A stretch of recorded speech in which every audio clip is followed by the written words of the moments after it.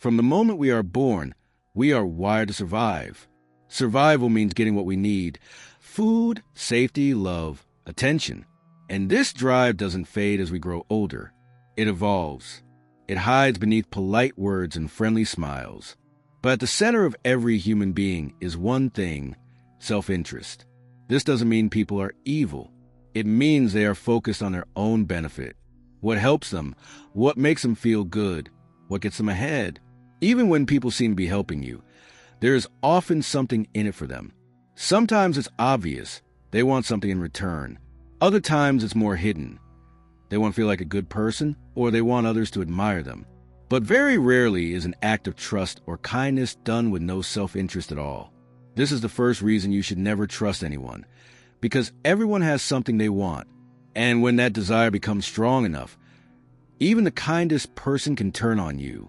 They may not plan to hurt you, but when their interests and yours clash, most people will choose themselves.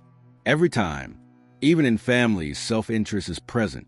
Parents want obedient children, not just happy ones. Friends may want your time, but also your validation. Lovers want intimacy, but they also want control, comfort, or a sense of importance. These needs often go unspoken, but they shape behavior. And when trust is given blindly, you give people the power to hide their true intentions. Trust gives someone access.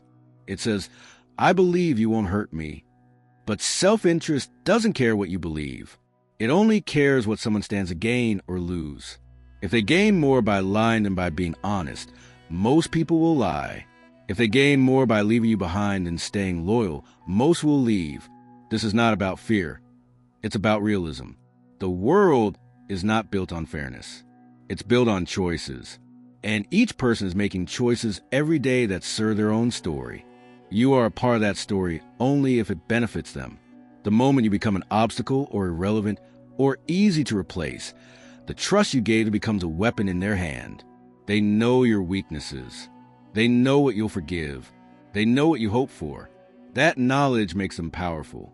And once people feel powerful, their self-interest often grows. This is when betrayal becomes likely, not because they hated you, but because they valued something else more: money, status, freedom, someone new. You may think, "But I've known this person for years," or "They would never do that." But time does not erase self-interest. In fact, the longer you know someone, the more comfortable they become in using your trust. They stop hiding, or they start planning, slowly, quietly, waiting for the moment when they can act and suffer the least consequence. This is why stories of betrayal always feel like shock, because we forget that everyone is playing their own game. And in their game, you're not always a hero. You might be a stepping stone, a safety net, a temporary solution. Never forget that trust is not protection. It is exposure. When you trust, you open the door. You say, "Come in. I won't question you." But once they're inside, what they do depends on what they want, not what you expect. This truth may sound cold, but it is a foundation of strength. When you understand self-interest, you start seeing things clearly. You ask better questions. You notice when someone is trying too hard to impress. You recognize the difference between loyalty and convenience. The strongest people are not the ones who trust the most. They are the ones who observe, who stay alert, who know that kindness can be real but must still be watched. Because when it comes down to it, most people will choose themselves. And they won't always warn you when they do. So, never trust anyone. Not because everyone is a liar, but because everyone is driven. And you don't always know where their path is heading until it's too late. Betrayal is not an accident. It is not something that just happens. It begins in the mind long before it ever reaches the surface. To understand why you should never trust anyone, you must understand how betrayal works. Not just what it looks like on the outside, but what it feels like inside the person doing it. The truth is, betrayal often starts small. A hidden thought, a private temptation, a moment of weakness that goes unnoticed. At first, the person feels guilt, but then they justify it. It's not that bad. They'll never know. I deserve this. And with each excuse, their sense of wrong fades. Their conscience becomes quieter. The more they get away with, the less they care. This is the danger of the human mind. We are all skilled at making ourselves a hero of the story, even when we're doing something selfish or harmful. A person can betray you and still believe they are a good person. They may even think to the victim, "You pushed me to this," or "You weren't there for me." This mental trickery lets people sleep at night, even after they've lied, cheated, or walked away. People betray not because they are born evil, but because they are afraid. Afraid of losing something. Afraid of being honest. Afraid of dealing with the discomfort of truth. And so, they take the easier road. They protect their own feelings instead of your trust. They take from you while pretending to give. They stay close until they no longer need to.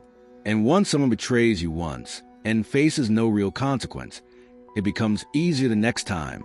That first act breaks the wall. What used to be unthinkable becomes normal. That's why betrayal is often not a one-time thing.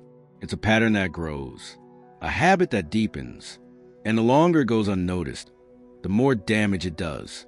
But how does betrayal hide for so long? Why don't we see it coming?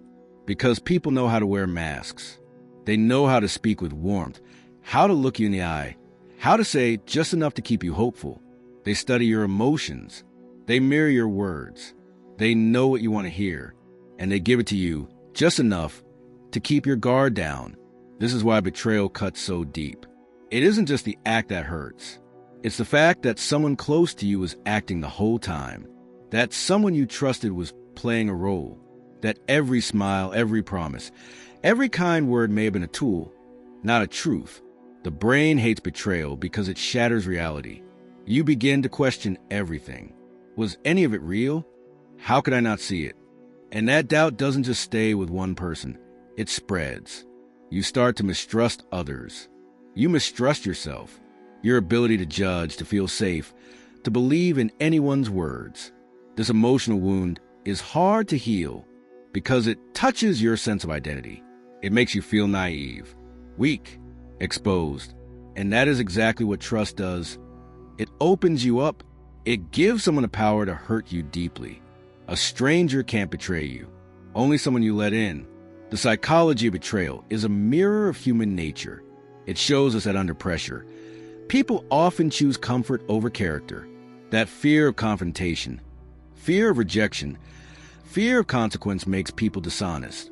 And that even those who once meant well can drift into silence, secrecy, or selfishness. What makes this worse is that betrayal often comes with a smile. It's not loud. It's subtle. It's a friend who slowly pulls away.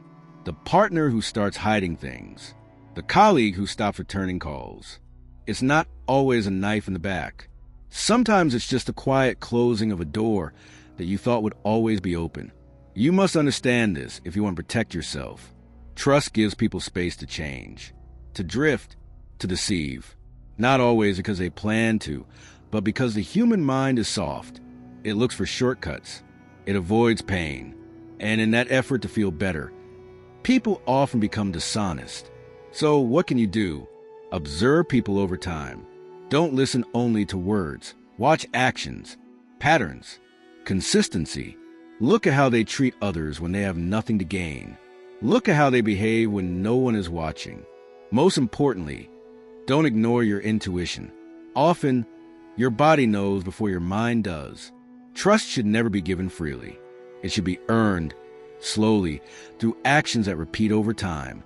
But even then, keep your eyes open, because betrayal doesn't always come from a stranger. Most often, it comes from the person you believed never would. Lies are not rare. They are not occasional mistakes or slips of the tongue. They are everywhere. In fact, lying is so common that most people lie every day, in small ways and big ones. Some lies are told to avoid conflict, others to gain advantage. Some are meant to protect, but many are meant to control. To understand why you should never trust anyone, you have to understand how lies work, not just why they happen, but how they repeat, how they grow, and how easily they're hidden. Lies often begin with silence. A person avoids saying something. They leave out a detail. They pretend they forgot, and it feels harmless. But silence can be just as dangerous as words. When someone hides a truth, they still shape your reality. They let you walk in the wrong direction, on purpose. Then, if that silence goes unnoticed, it grows into something more. The next lie is easier. It comes faster. Now it's a story, a cover, an entire version of events that sound believable, but is built to protect the liar, not you. And because humans are emotional beings, we often believe the version that feels good, not the one that makes sense. This is how people deceive. They mix truth with lies. They don't say things that sound obviously wrong. Instead, they give you a truth with a small twist, a missing piece, a small distortion. And that small distortion is enough to blind you. There are patterns in this kind of deception. Most liars repeat the same strategies. They use charm to distract. They use guilt to control. They make you feel like questioning them is wrong, like you're the problem for not trusting. This tactic is known as gaslighting. It makes you doubt your own mind, your own memory, your own sense of what's real. Another pattern: liars talk a lot but say little. They tell long stories. They give too much detail, or too little. They get defensive quickly, even when you're calm. They shift blame. They turn questions back on you. Why are you asking that? Don't you trust me? These are not answers. They are tactics, designed to confuse, to delay, to weaken your instincts. People who lie often study you. They learn what you want to hear, what you're afraid of, what you believe. And they use that information to create a version of themselves that fits your needs. This is why deception feels so real, because it's customized. It's made to match your heart, your hope, your weakness. This is what makes trusting people dangerous. You're not always seeing the person as they are. You're seeing the version they want you to see. And as long as you trust that version, they control the story. They decide what's real, what's true, what matters. But the truth always leaves a trace. Even in the best lies, there are cracks, small signs, inconsistencies, sudden changes in mood, stories that shift over time, a nervous laugh, a delay before answering. If you learn to notice these, you begin to see the patterns. Liars often fear silence. They fill space with talk. They distract from the subject, or they grow cold when questioned. These are red flags, not because every quiet person is lying, but because behavior changes when truth is under pressure, and those changes matter. Pay attention also to how someone treats others. If they lie to others, even in small ways, they will lie to you. If they gossip, twist stories, hide things, they will do the same with you. People do not change their nature based on who they are speaking to. If lying works for them, they will keep doing it, no matter how close you are. One of the most dangerous lies is the lie of loyalty. Someone may claim to be on your side while secretly working against you. In relationships, in work, in friendships, this kind of betrayal is common. The person smiles in front of you and speaks against you behind your back. Or they use your trust to get ahead, only to cut you off when you're no longer useful. Another pattern: the cycle of apology. A liar gets caught. They act sorry. They promise to change. They show tears, regret, softness. And for a moment, you believe them. But if you look closely, the behavior doesn't change. Only the words do. This is a trap, an emotional trick. It keeps you in a loop, hoping, forgiving, doubting yourself. To break free, you must stop assuming people are honest. Assume instead that honesty must be proven, that truth is rare, that intentions must be tested over time through pressure and through silence. Ask questions, watch reactions, notice patterns. Don't be afraid to walk away when things don't feel right. Even if you can't explain it yet, your instinct is a tool. Lies live in the mind, but they echo in the body. Unease, tension, confusion, these are signs. Never forget, people lie not because they hate you, but because the truth costs them something. Reputation, comfort, control. And most people will protect those things, even if it means losing you. So do not give your trust freely. Trust is not a gift. It is a risk. And most people are not careful with what they are given. Lies are easy. Truth is rare. And only by expecting less can you begin to see more. Trust is praised everywhere. We are taught to believe that trusting others is a sign of love, courage, or strength. We're told that life without trust is cold, lonely, and bitter. But behind these words lies a dangerous idea, one that makes you blind, soft, and vulnerable. The truth is, trust doesn't make you stronger. It makes you weaker. Why? Because trust hands over control. It says, I believe you'll do the right thing, even when I'm not looking. But how do you know that? You don't. Trust is a guess, a feeling, and most of the time it's based on hope, not facts.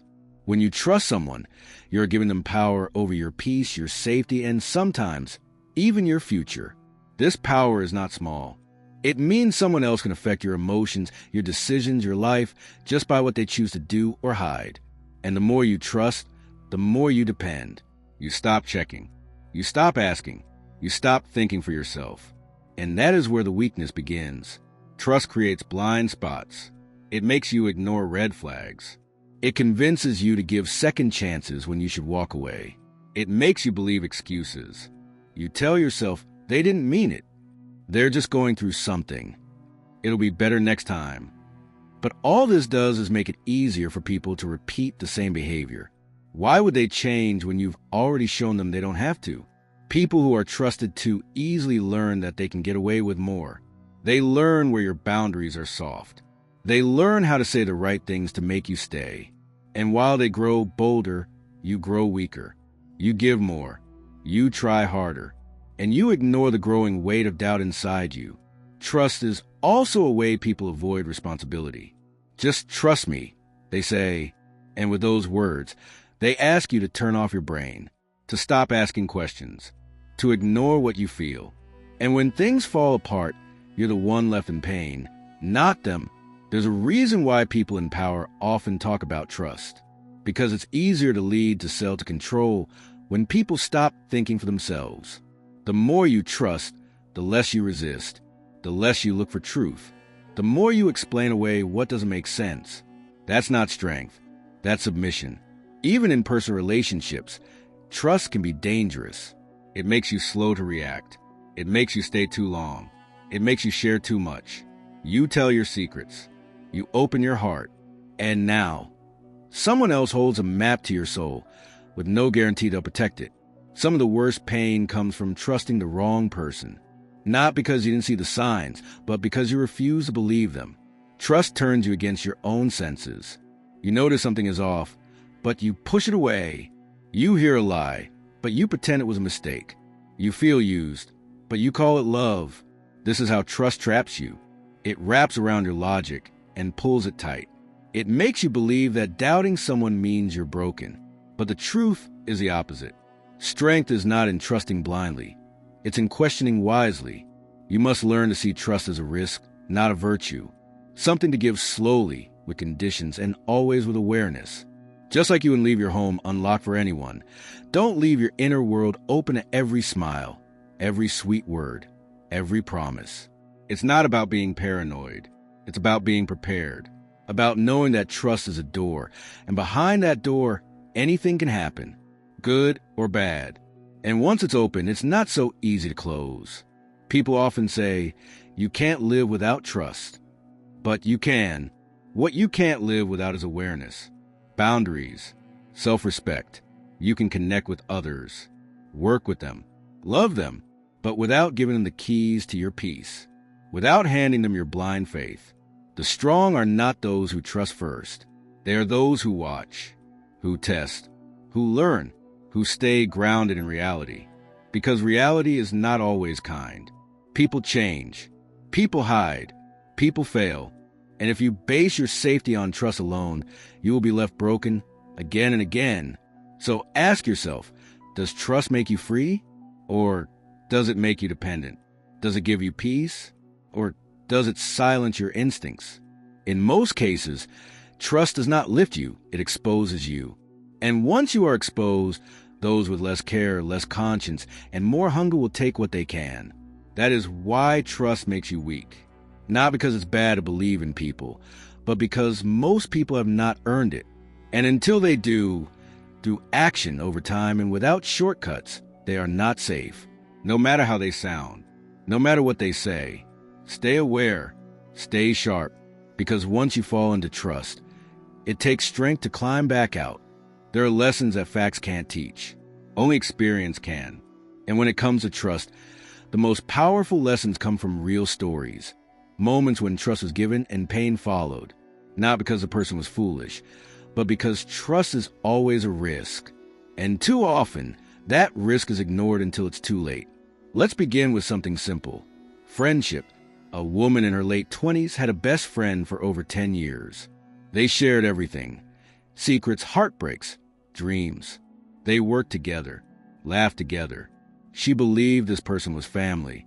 One day, she confided in her friend about a personal struggle at work, something she didn't want anyone else to know. A week later, her boss called her in. That secret was out. Her position was questioned. Her trust had been weaponized. What hurt wasn't just the exposure. It was who exposed her. Someone she trusted more than anyone. But when jealousy entered the picture, her friend chose advancement over loyalty. She used the trust to climb, leaving behind the friendship without a word of apology. Trust makes betrayal personal. It's not just what they did. It's who they were supposed to be.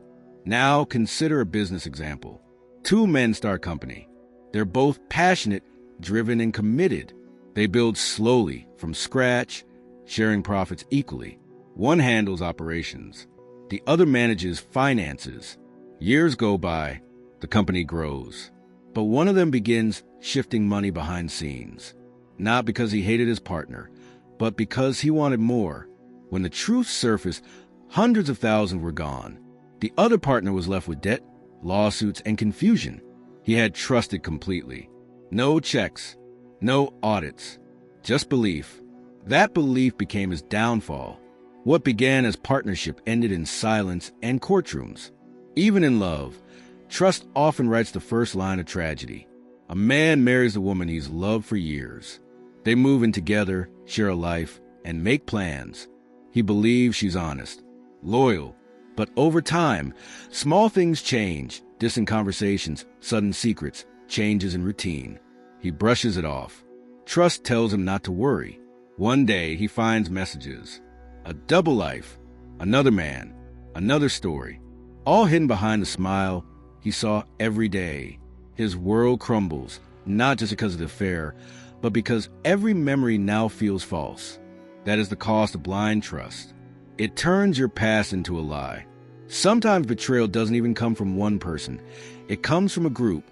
A man joins a team. They support him, celebrate him. He gives everything to the mission. He sacrifices time, money, and comfort.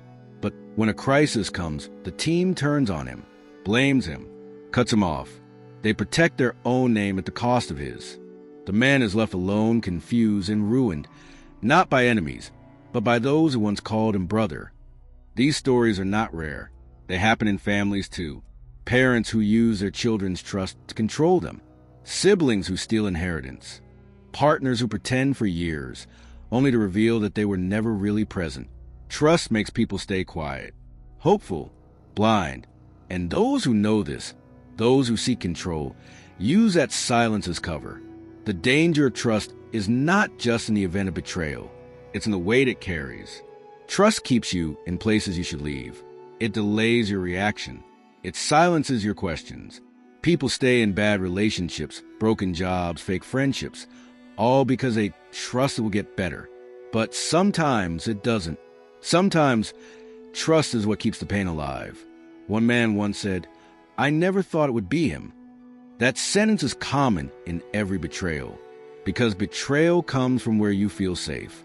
That's what makes it sharp. You don't expect a stranger to protect you. You expect the person you trusted to. And when they don't, it breaks more than your heart. It breaks your belief in people. Even in stories of history, trust has shaped empires and ruined them. Leaders who trusted their allies only to be assassinated. Movements that were destroyed from within. The fall didn't come from enemies at the gate. It came from trusted voices at the table. So what's the lesson? It's not to become bitter or cold. It's to become aware. These stories show a pattern.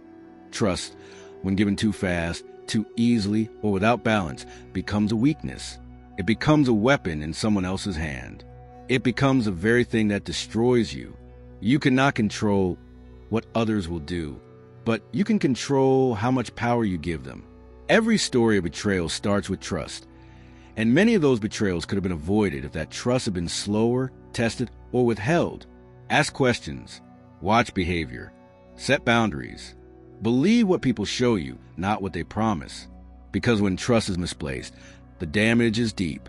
And once it's done, it cannot be undone. These real stories are not warnings. They are mirrors.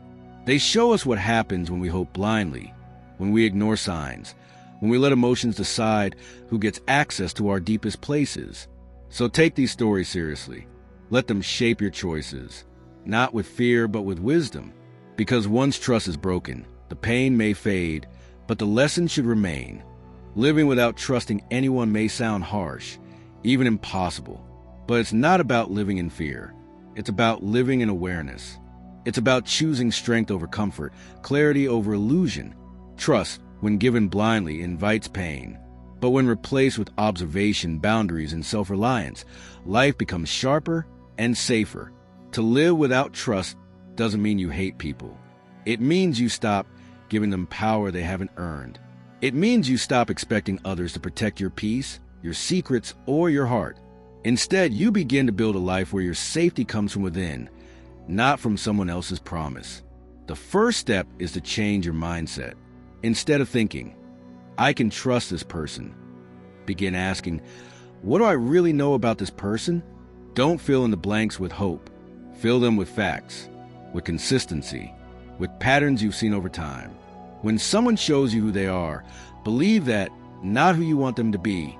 Learn to observe without emotion.